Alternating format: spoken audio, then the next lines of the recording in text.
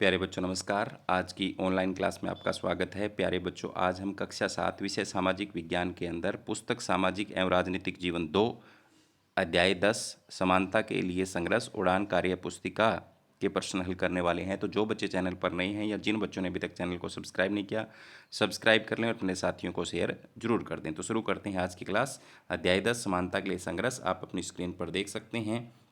इतिहास में समानता के लिए अनेक संघर्ष हुए। यह अध्याय ऐसे लोगों के बारे में है जिनके द्वारा असमानता के विरुद्ध अपनी लड़ाई लड़ी थी। कार्यपत्रक 1 में ऊपर बने तालिका के आधार पर नीचे लिखे कथनों पर सही या गलत का निशान लगाओ और वाक्यों को सही करके लिखो। तो पहले हम तालिका देख लेते हैं। तालिका ऊपर नहीं दी गई है, आपकी कार्य पुस्तिका के अंदर नीचे मिलेगी आपको। यहाँ पर देखो, ये कार्यपत्रक 2 दिया गया है। कलोई गांव में 30 परिवार रहते हैं। 10 परिवार अनुसूचित जाति और 10 परिवार अन्य पिछड़े वर्ग और 10 सामान्य जाति के लोगों के थे।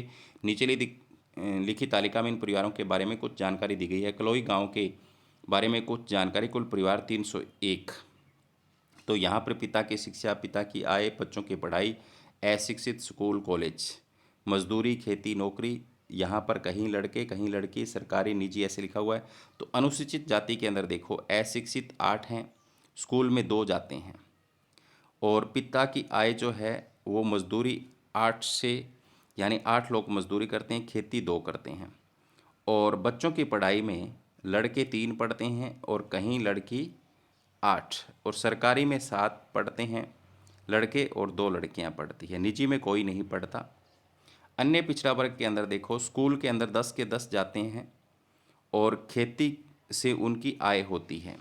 नौकरी 3 करते हैं। कहीं लड़के, यहाँ कुछ नहीं दिया हुआ।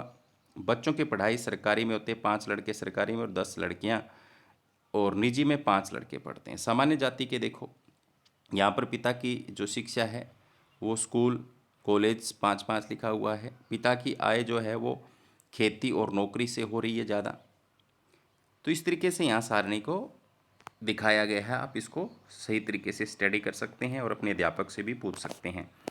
तो यहाँ समानता के लिए संघर्ष जो है, इसमें पहला है केवल सामान्य जाति के परिवारों में पिता ने कॉलेज शिक्षा प्राप्त की है। तो आप देख सकते हैं बिल्कुल कॉलेज की जो शिक्षा है वो सामान्य जाति के पिता ने ही प्राप्त की। अनुसूचित जाति के ज़्यादातर परिवारों के पिता अशिक्षित हैं। तो ये बात भी आपको उस सारणी को देख के सही लगेगी।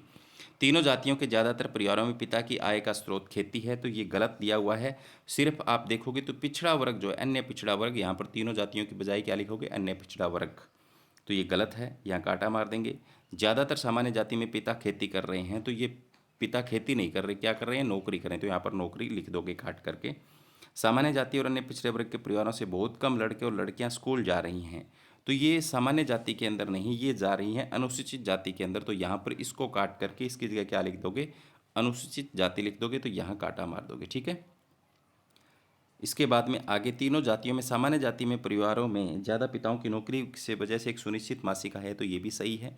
कोई बच्चा स्कूल जा रहा है, केवल इस बात पर निर्भर करता है कि लड़की है या लड़का, इस पर भी वह कौन सी जाति का है। तो लड़का या लड़की पर तो निर्भर नहीं करता, लेकिन वह कौन सी जाति का इस पर निर्भर जरूर करता है। तो ये भी बिल्कुल सही है। तो आज की क्लास में इतना ही। धन्यवाद।